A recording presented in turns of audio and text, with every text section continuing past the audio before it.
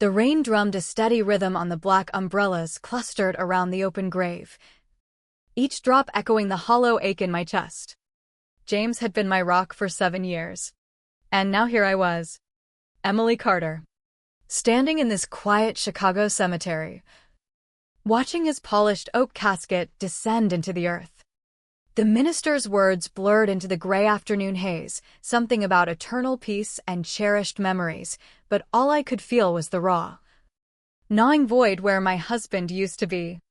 Patricia, James's mother, clutched my arm with her manicured nails digging in just a bit too hard, her tears flowing freely, but her eyes darting sideways like she was late for an appointment. Beside her, Michael, James's younger brother, patted my back in that awkward, mechanical way brothers-in-law do when they're out of their depth. "He's at peace now," Michael murmured, his voice low and scripted. "No more pain." I nodded, my throat too tight to speak. But inside, doubt flickered like a faulty light bulb. James had been healthy, vibrant, a software engineer who ran marathons and laughed off stress. A sudden aneurysm at 38? It didn't add up. But grief had a way of silencing questions. At least at first. The small crowd thinned out quickly after the final prayer. Colleagues from James's tech firm in downtown Chicago offered quick hugs and condolences, their suits already wrinkling in the damp air, before scurrying back to their lives. Our neighbor, Mrs. Alvarez, pressed a foil-covered dish into my hand's lasagna. She said, "For the lonely nights ahead." Soon, it was just Patricia, Michael, and me, staring at the mound of fresh soil like it held some secret we weren't ready to face. "Come on, dear," Patricia said, her voice cracking just enough to seem real. "Let's get you home. This weather's no good for anyone." I shook my head, knees locking in place. "Just a minute more, please." They exchanged that look again, the one I'd caught flickering between them all week, loaded with unspoken words. They'd been doing it since the hospital called, whispers in the hallway, phones silenced when I walked in. "We'll wait in the car," Michael said, squeezing my shoulder before they turned away, their footsteps crunching on the gravel path. Alone at last, I knelt by the grave, tracing James's name on the temporary marker with numb fingers.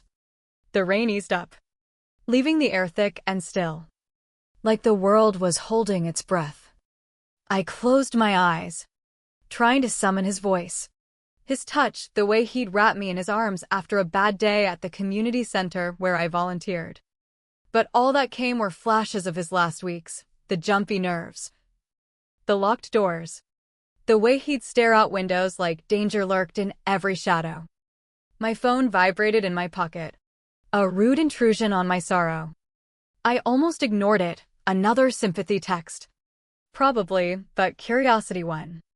The screen lit up with an unknown number, and the message stopped my heart. "I'm not dead." That's not me in the box.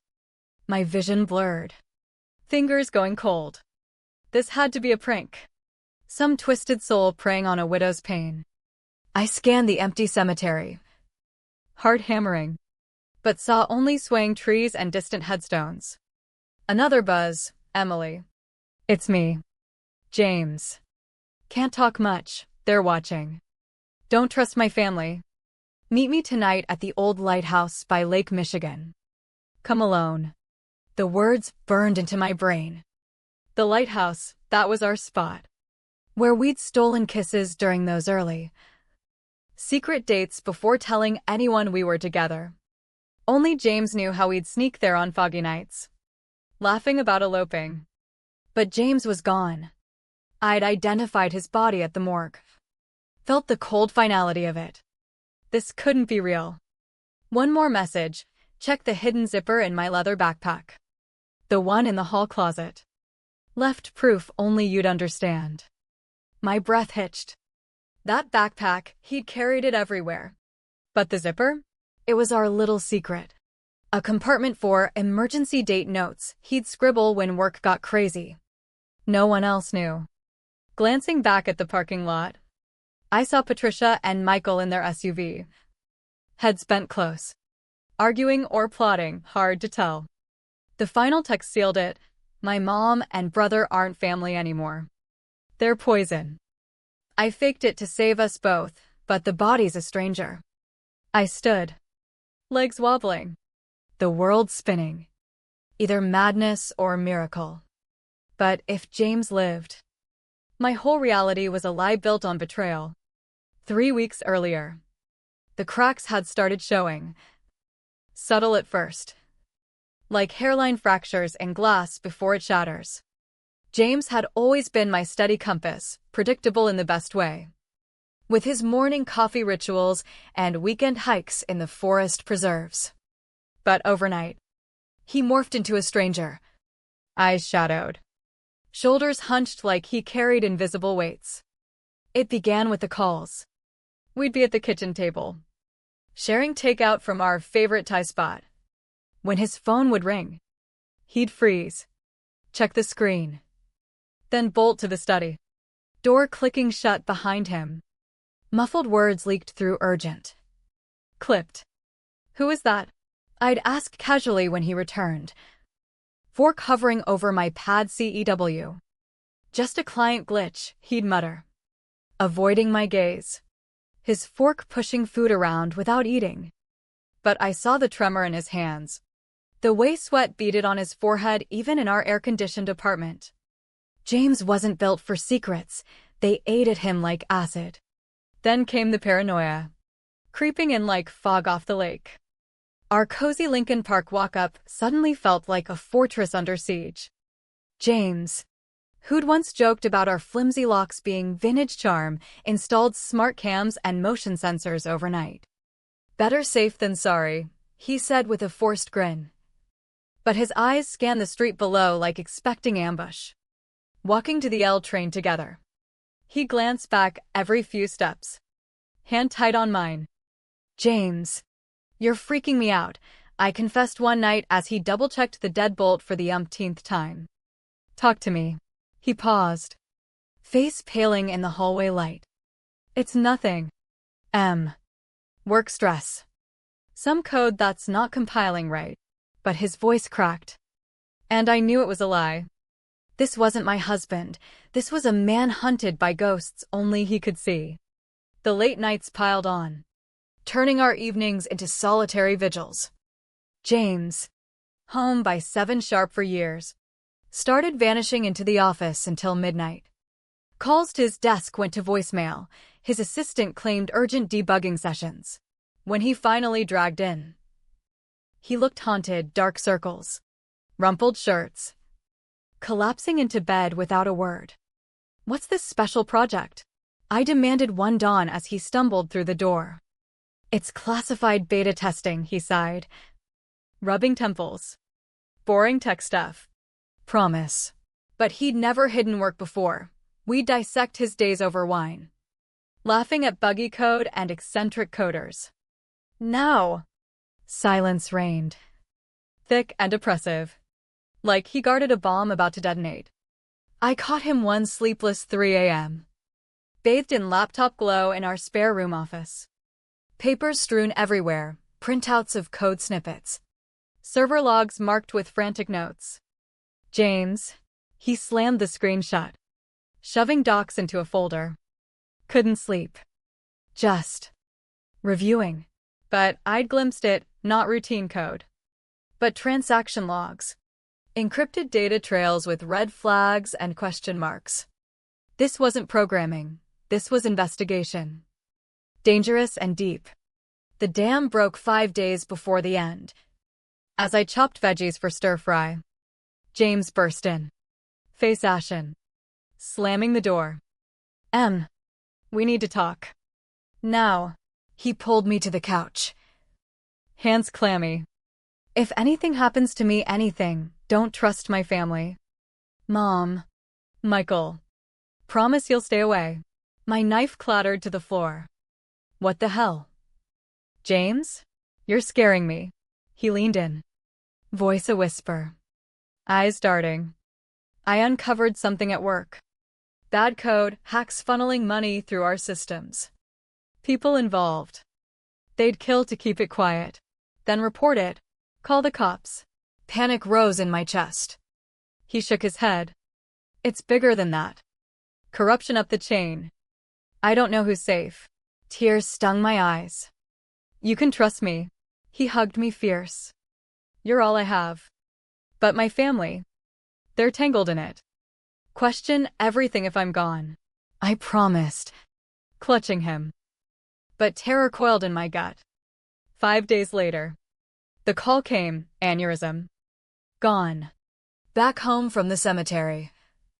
The leather backpack mocked me from the closet shelf. I unzipped the hidden compartment. Heart thundering.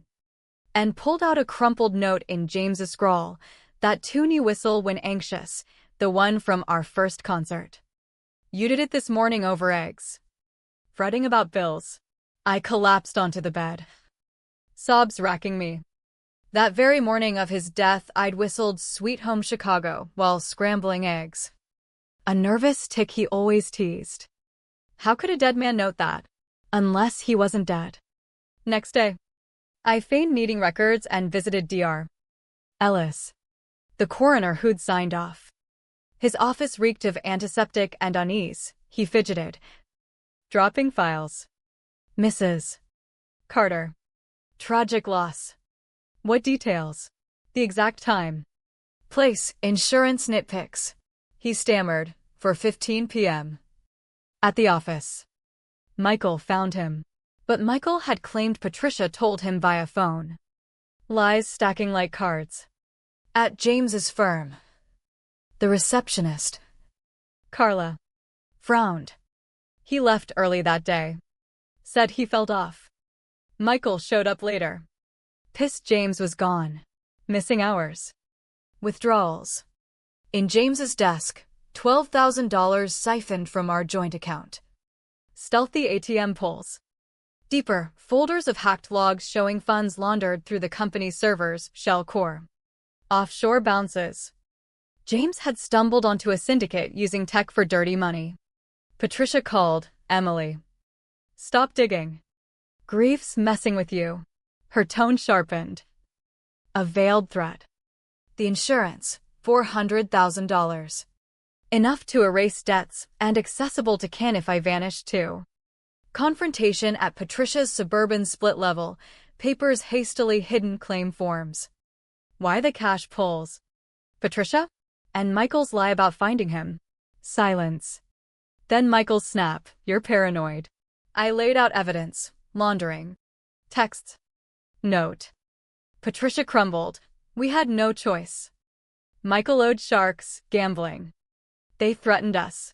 Michael sneered. James found out. Threatened to expose. We faked it to save him and us. But their eyes betrayed. Plan B was real death for insurance. James won't hide forever, Michael hissed. I fled. Phone buzzing, lighthouse at midnight. Alone.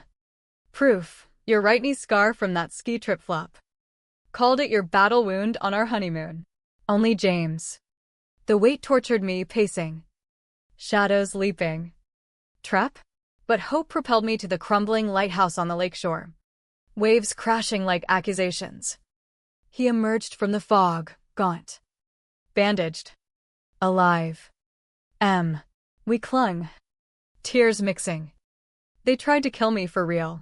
The tale spilled, Michael hacking systems for mob cash to pay debts. Fake death via Dr. Ellis owed favors. Overheard plot to end it permanent. Escaped drugged warehouse. Hid in abandoned boathouse. Colleague Ryan helping. Sending texts. Deeper rot. Syndicate infiltrating cops. Judges. Multiple faked deaths. Witness, accidents. Recording, Michael's voice plotting our murder-suicide for payout.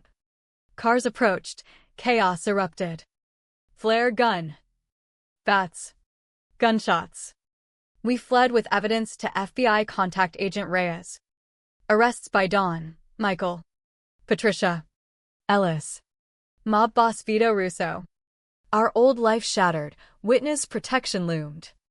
But in that safe house embrace, amid betrayal scars, we chose survival's price, new names, but unbroken bond. Revenge wasn't sweet, it was the bitter cost of truth unearthed.